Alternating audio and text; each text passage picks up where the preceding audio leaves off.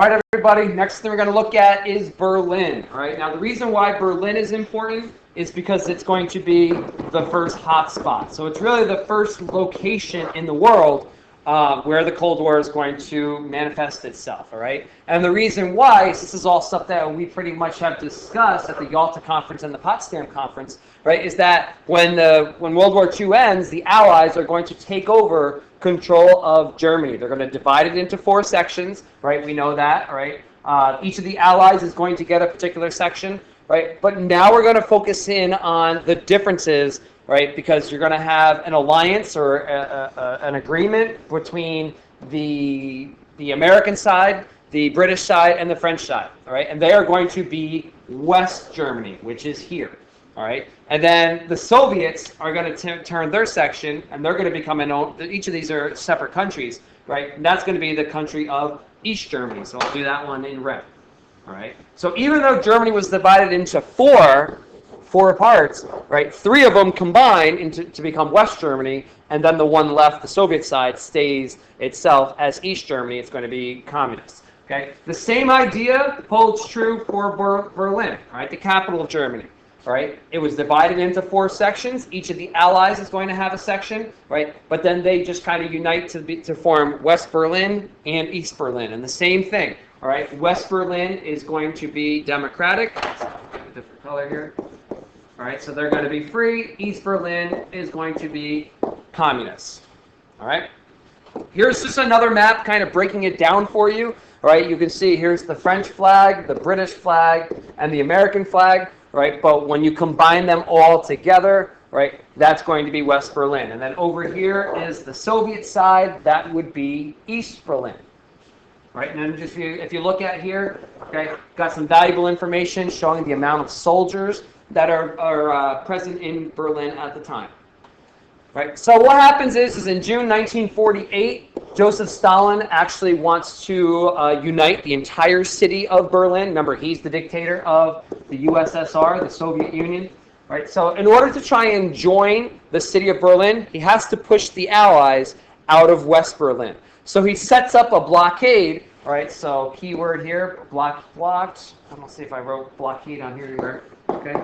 The idea of blockading is quite simply to block something and not let anybody in or out, right? And they cut off all of the roads and all of the train tracks, but there's one thing that he's not able to cut off, and that's the sky. So the Allies actually embark on a massive mission, right, to drop supplies into East Berlin. So this map does a good job of kind of showing you that, right? So the Soviets, and we'll just pick green because it'll stand out, the Soviets close off the entire border between West Berlin and East Berlin, right? So the Allies are forced to try and get supplies. So this would be a whole map of Germany, sorry, right? So West Germany over here, East Germany over here. If we focus in on the city of Berlin here, the black is going to be the Allies, right? So that would be West Berlin, and then the red would be East Berlin, that's the Soviets. The Allies have to find a way to get supplies to West Berlin. So they embark on this massive mission of using airplanes to fly in supplies and like just drop them out with parachutes, right? That's what some of these pictures are here, right? To kind of keep them going and basically resist against Joseph Stalin's wish to try and force them to give up control of West Berlin. But once again, the idea was, conflict is there. Are we going to use weapons? Are we going to declare war? Ultimately, Joseph Stalin gives up on his blockade. Right, and West Berlin stays part of the Allies. Right, so that's our map. Right, the other thing that goes on in Berlin, which causes a lot of problems, is the construction of the Berlin Wall. So basically what happens is in the early years of the Cold War, the people who lived in East Berlin, okay, this would be the communists. Okay, so when we look at our chart, we're going to see the difference between communists and democracies. Right, they're not going to be happy living in East Berlin, and they are going to leave and go to West Berlin. Well, if you were the Soviets, would you want people leaving East Berlin? No, you want to make them stay in East Berlin, right? So they start to build up walls, right? And it's going to take a long time, right? They're going to start with just barbed wire fences, then they start getting to the concrete blocks, then they get the guard towers, then they get the electric fences, all right? So it does take years for the whole process to be complete. But ultimately, 1961, the Berlin Wall has now been completed. People cannot travel from East Berlin to West Berlin. So you actually had families that are going to be split up, right? They won't be able to communicate or have any kind of contact with their family members who live on the other side of the wall. All right, so here's just another graphic kind of showing you how the Berlin Wall was constructed. Okay, you can see there's the map. Berlin lies solely inside of East Germany, but there's a half of Berlin that belongs to the Allies, or that is free. So here's your map. You can see the guard towers. You can see the guard roads, the tank traps, things like that. All right, and yes, people would try and climb the wall, right? And unfortunately, they would be shot.